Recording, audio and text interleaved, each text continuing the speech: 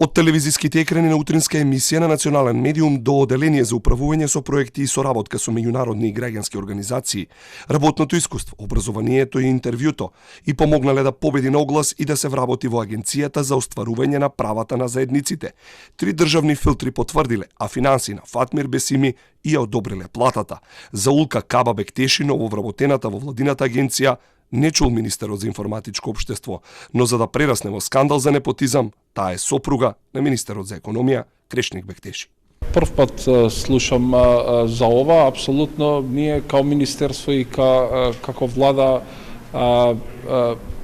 секогаш зборуваме за мерит систем на вработување, така што во било кој случај каде се констатира дека има нарушено на мерит систем, мислам дека треба да се реагира, меѓутоа за специфичниот случај навистина немам никаква информација, прв пат слушам и не можам за тоа да коментирам. И во агенцијата каде што влегува на работа е само шифра на кандидат. Процесот одлучување го водела агенцијата за администрација. Предходел оглас, 3 фази на оценување, а сега и рок од 8 дена да се оспори изборот од вториот кандидат. По завршувањето на интервјуто, во нашата агенција пристигна една листа од 20 кандидати, а ние го избравме прворангираниот кандидат кој имаше најмногу освоени бодови.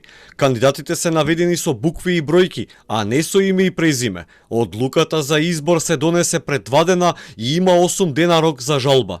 Вработен е на местото виш соработник за изработка на проекти во секторот за изработка на проекти и комуникација со невладини организации.